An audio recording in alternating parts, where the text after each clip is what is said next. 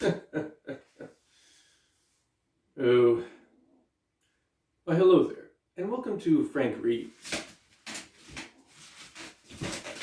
I am Frank Hazemuller, and I've been reading some of my favorite stories lately, and I thought I'd share them with you. I enjoyed them, and I hope you will too. Today, we will be reading Chapter 9 of Alice's Adventures in Wonderland, one of the most popular children's books ever written. I do urge you to watch Chapters 1 through 8 before you watch Chapter 9. So let's dive on into Chapter 9, The Mock Turtle's Story.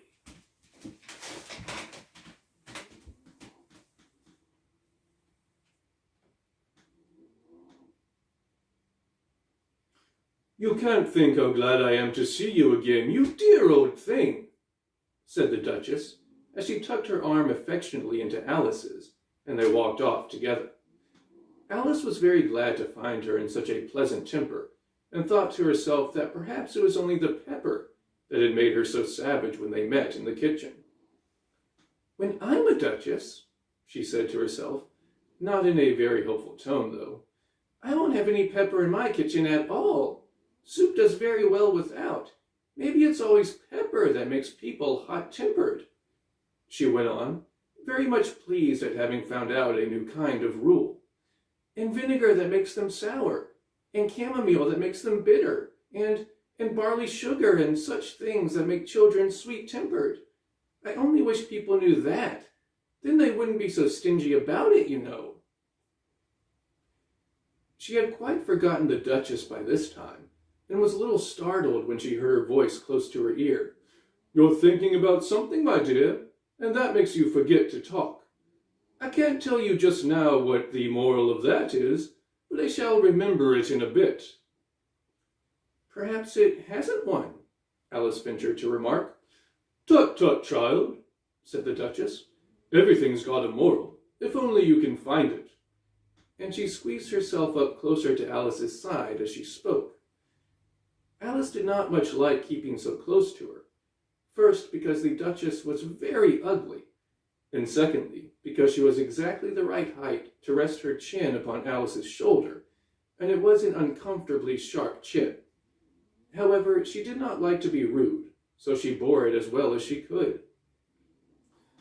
"The game's going on rather better now," she said, by way of keeping up the conversation a little. "'Tis so," said the Duchess, "and the moral of that is, oh, 'tis love that makes the world go round." "Somebody said," Alice whispered, "that it's done by everybody minding their own business."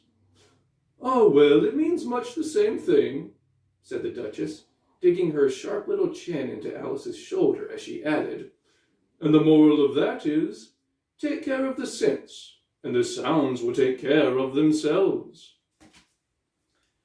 "How fond she is of finding morals in things," Alice thought to herself. "I dare say you're wondering why I don't put my arm round your waist," the Duchess said after a pause. "The reason is that I'm doubtful about the temper of your flamingo. Shall I try the experiment?" "He might bite," Alice cautiously replied, not feeling at all anxious to have the experiment tried. "Very true," said the Duchess. "Flamingos and mustard both bite, and the moral of that is, birds of a feather flock together." "Only mustard isn't a bird," Alice remarked. "Right as usual," said the Duchess. "What a clear way you have of putting things." "It's a mineral, I think," said Alice. "Of course it is," said the Duchess, who seemed ready to agree to everything that Alice said. "There's a large mustard mine near here, and the moral of that is, the more there is of mine, the less there is of yours." "Oh, I know," exclaimed Alice, who had not attended to this last remark. "It's a vegetable.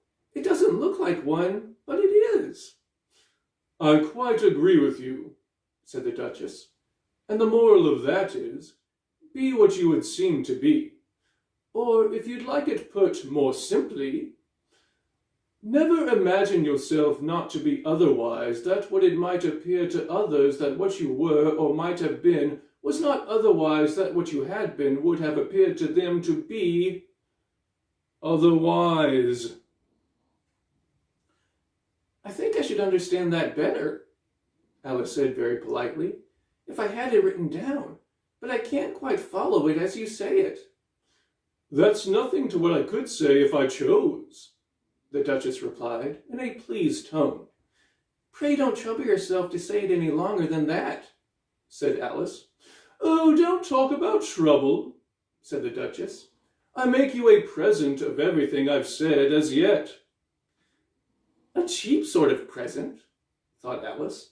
I'm glad they didn't give birthday presents like that. But she did not venture to say it out loud. Thinking again? The Duchess asked, with another dig of her sharp little chin. I've a right to think, said Alice sharply, for she was beginning to feel a little worried. Just as much right, said the Duchess, as pigs have to fly. And the But here, to Alice's great surprise, the Duchess's voice died away, even in the middle of her favorite word, moral, and the arm that was linked into hers began to tremble. Alice looked up, and there stood the Queen in front of them, with her arms folded, frowning like a thunderstorm. A fine day, Your Majesty, the Duchess began in a low, weak voice. Now I give you fair warning, shouted the Queen, stamping on the ground as she spoke. Either you or your head must be off, and that in about half no time. Take your choice. The Duchess took her choice and was gone in a moment. Let's go on with the game, the Queen said to Alice, and Alice was too much frightened to say a word, but slowly followed her back to the croquet ground. The other guests had taken advantage of the Queen's absence and were resting in the shade. However, the moment they saw her, they hurried back to the game, the Queen merely remarking that a moment's delay would cost them their lives. All the time they were playing, the Queen never left off quarreling with the other players and shouting, "Off with his head!" or "Off with her head!"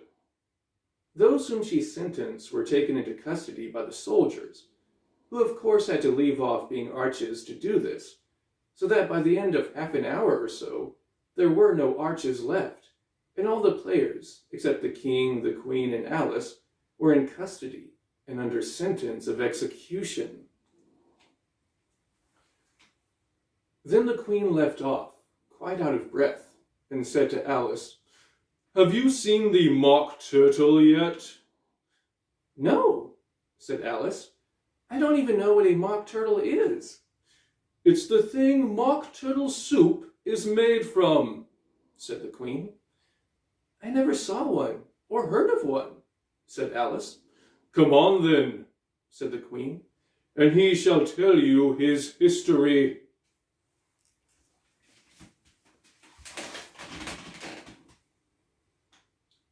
As they walked off together, Alice heard the King say in a low voice to the company generally, "You're all pardoned."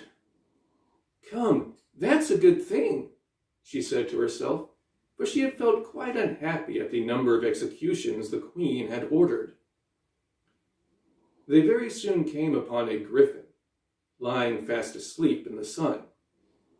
If you don't know what a griffin is, look at the picture. "Up, lazy thing," said the Queen, "and take this young lady to see the mock turtle, and to hear his history.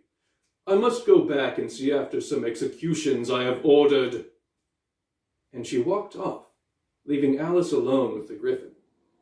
Alice did not quite like the look of the creature, but on the whole she thought it would be quite as safe to stay with it as to go after that savage Queen. So she waited. The griffin sat up and rubbed its eyes. Then it watched the Queen till she was out of sight. Then it chuckled. "What fun," said the griffin, half to itself, half to Alice. "What is the fun?" said Alice. Why she? Said the Gryphon. It's all her fancy that. They never executes nobody, you know. Come on. Everybody says come on here, thought Alice, as she went slowly after it.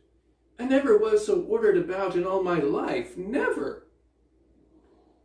They had not gone far before they saw the Mock Turtle in the distance, sitting sad and lonely on a little ledge of rock, and as they came nearer, Alice could hear him sighing as if his heart would break. She pitied him deeply. What is his sorrow? She asked the Gryphon, and the Gryphon answered, very nearly in the same words as before. It's all his fancy that. He hasn't got no sorrow, you know. Come on. So they went up to the Mock Turtle, who looked at them with large eyes full of tears, but said nothing. This here young lady, said the Gryphon, she wants for to know your history, she do. I'll tell it her, said the Mock Turtle in a deep, hollow tone. Sit down, both of you, and don't speak a word till I've finished.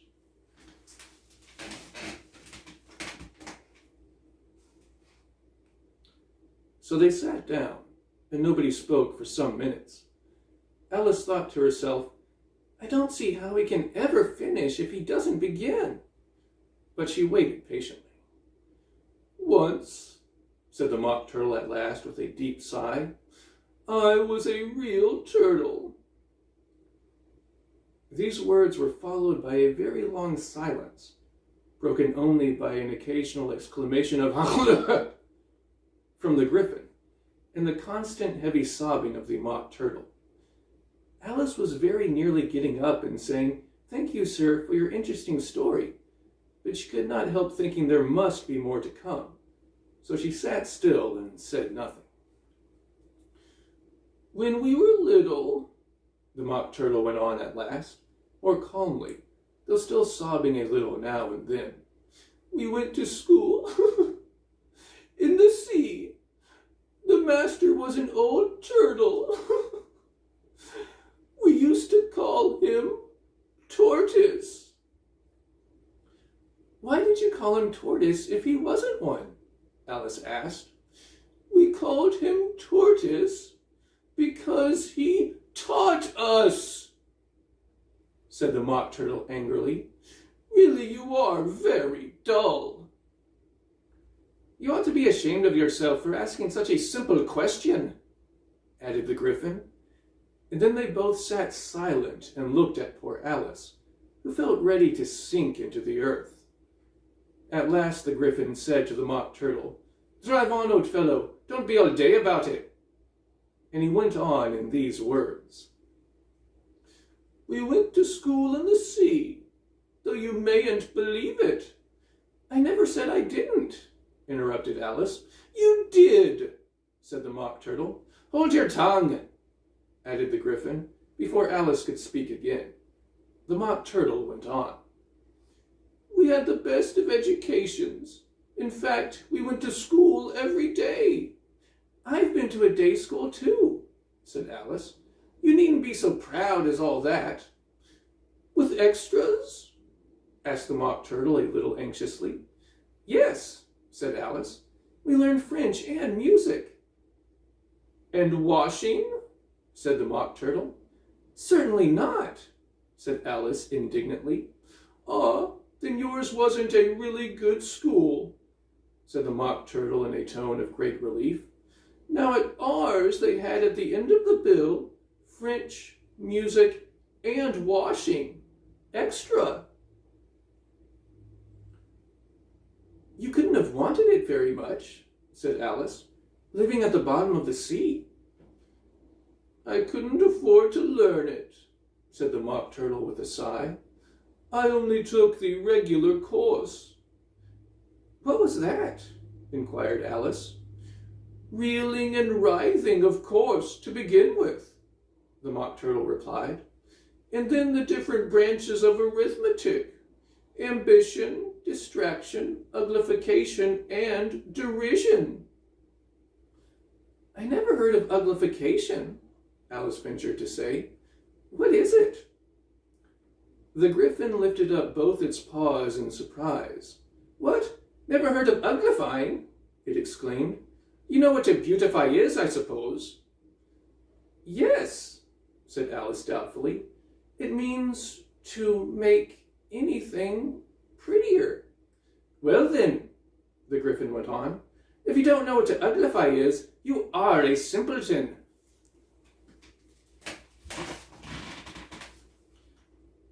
Alice did not feel encouraged to ask any more questions about it, so she turned to the Mock Turtle and said, "What else had you to learn?" "Well, there was mystery," the Mock Turtle replied, counting off the subjects on his flappers. "Mystery, ancient and modern, with seaography, then drawling. The drawling master was an old conger eel that used to come once a week. He taught us drawling, stretching, and fainting in coils." "What was that like?" said Alice. "Well, I can't show it you myself," the Mock Turtle said. "I'm too stiff, and the Griffin never learnt it." "Hadn't the time," said the Griffin. "I went to the classics master, though. He was an old crab, he was." "I never went to him," the Mock Turtle said with a sigh. "He taught laughing and grief, they used to say." So he did, said the Griffin, sighing in his turn, and both creatures hid their faces in their paws. "And how many hours a day did you do lessons?" said Alice, in a hurry to change the subject. 10 hours the first day," said the Mock Turtle, 9 the next, and so on." "What a curious plan!" exclaimed Alice. "That's the reason they're called lessons," the Griffin remarked, "because they lessen from day to day." This was quite a new idea to Alice, and she thought it over a little before she made her next remark. "Then the 11th day must have been a holiday." "Of course it was," said the Mock Turtle. "And how did you manage on the 12th?" Alice went on eagerly. "That's enough about lessons," the Griffin interrupted in a very decided tone. "Tell her something about the games now."